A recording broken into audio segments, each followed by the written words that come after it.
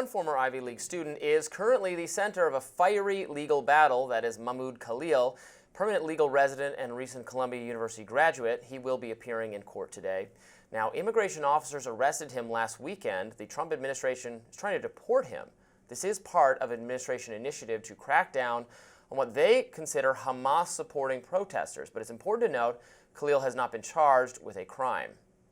But a federal judge ordered a pause on that move as he reviews legal challenge. Last spring, Khalil led campus protests against Israel and the war in Gaza. Here's Secretary of State Marco Rubio explaining the situation. When you come to the United States as a visitor, which is what a visa is, which is how this individual entered this country, as on a visitor's visa, okay, you are here as a visitor. We can deny you that visa. We can deny you that if you tell us when you apply, hi, I'm trying to get into the United States on a student visa. I am a big supporter of Hamas, a murderous, barbaric group that kidnaps children, that rapes teenage girls, that takes hostages, that allows them to die in captivity, that returns more bodies than live hostages. If you tell us that you are in favor of a group like this, and if you tell us when you apply for your visa, and by the way, I intend to come to your country as a student and rile up all kinds of anti-Jewish student, anti-Semitic activities, I intend to shut down your universities. If you told us all these things when you applied for a visa, we would deny your visa. I hope we would. If you actually end up doing that, once you're in this country on such a visa, we will revoke it.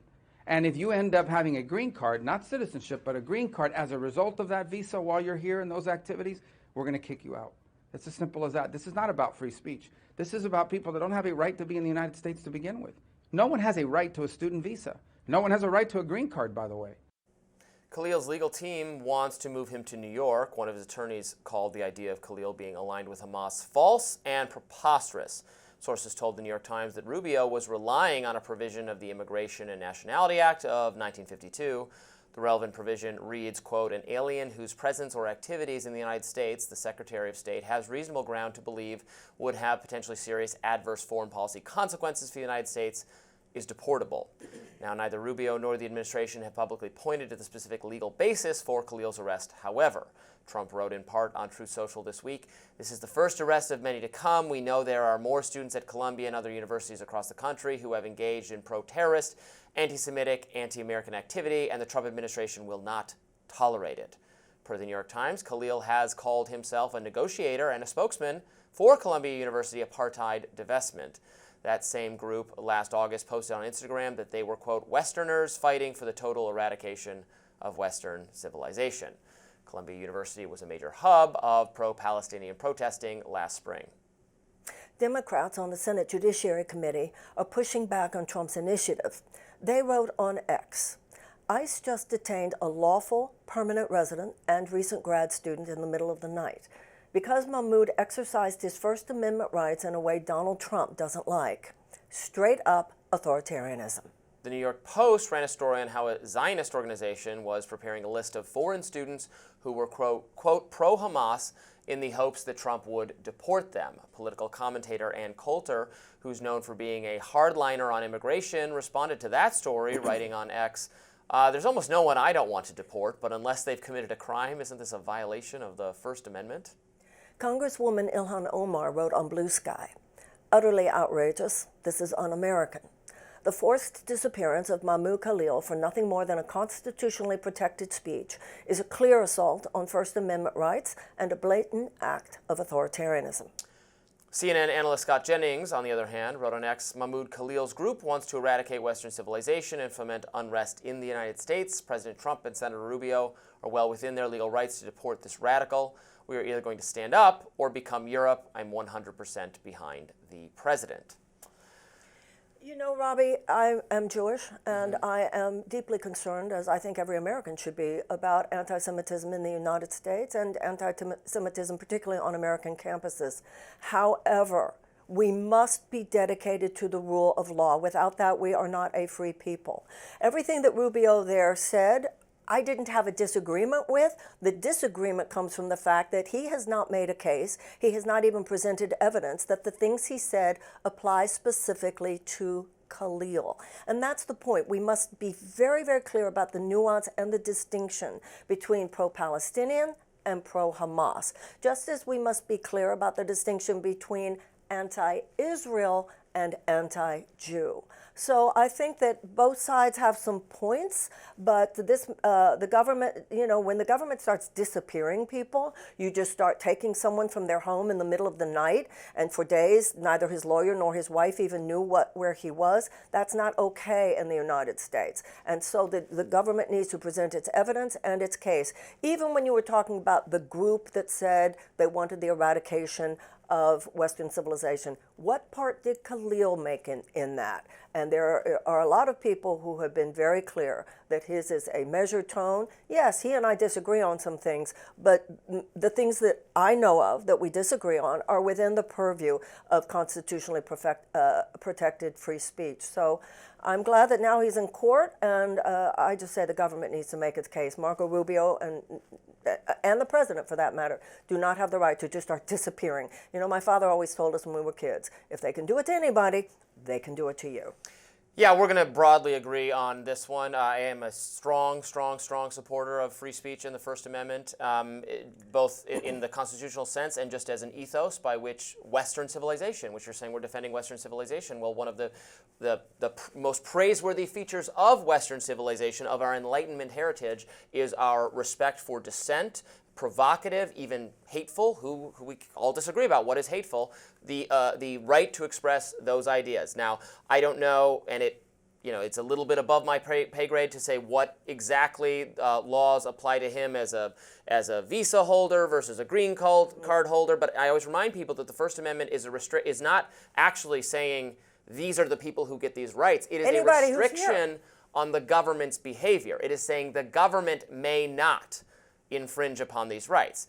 But in either case, we want to allow for dissent. And when you start going into support for terrorism, even the statute about that is very clear, right? Providing material support. If he raised money and sent it to Hamas, that will be a different story. If he's in communication with Hamas terrorists or something, that will be a different story.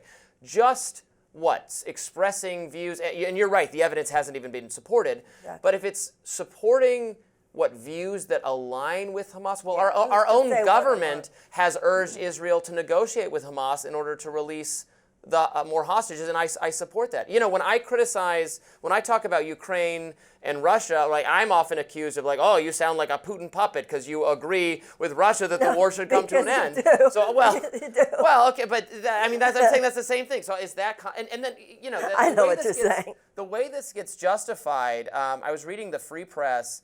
And an official told them, he was mobilizing support for Hamas, spreading anti-Semitism in a way that is contrary to the foreign policy of the U.S. Well, we don't owe it. What is the foreign we all disagree about what the foreign policy should be. There's disagreement even within the own government. So I want to stop on that one actually for a moment, Robby. This is where you're talking about the line into authoritarianism. If Americans or anyone who's here feels that they are not safe to disagree with the foreign policy of the United States, that's an authoritarian government. That's not a free democratic society. We need to debate the foreign policy. Yeah, hello. We don't have a king. This is speech relating to a conflict between a foreign terrorist organization and a foreign government. And it is a bit weird to say that, that speech is not, what the U.S.'s policy should be with respect to this conflict happening over there is an important political topic that should be very protected and debated, and there's division and disagreement on how to handle the issue. No, there's a distinction there, though. It's not just that Hamas is contrary to the foreign policy of the United States. It's that Hamas is a terrorist organization. Right. So that distinction does matter. But I think that where you and I agree is really important here. Let the government present its evidence. Yeah. We must be ruled. We must be a government. Also, they clearly initially, when they picked him up, and I don't like the idea of, it's one thing to say, your visa's going to expire now because you violated some contract, and another to say we're going to grab you in the middle of the night and then later make it that's again, it's not a crime that they said he made, and they clearly thought he was here on just the visa. But he's the green card holder. So he's married to an American citizen. We all understand that people in those circumstances get significant, if not the exact same, have significantly more rights than just someone who's on a student visa. So this is very concerning. This is very troubling. I don't think we want to go down this road, and I would urge the administration to And think I would urge a all little of you bit to know that more this is strongly one about it. where, just as Robby and I have some really fundamental agreements on this one, this should not in any way, shape, or form be a left-right issue. We have to remember in so many things there, we all have our desires of what we wish to see regarding Israel, regarding Palestine, and so forth. But once again, the dedication to those underlying principles, you and I agree on them, and I hope that all Americans. Government officials citing national security concerns is the way our rights start getting stripped one That's by right. one. Yours, mine, and everybody else's. That's right, that's And right. We both don't parties do it, and disappear we people don't in want the it. United States. All right, coming up next, maybe, just maybe, Tulsi Gabbard was a little prescient about what was going to happen in Syria after Assad was ousted. Let's discuss. Stay tuned.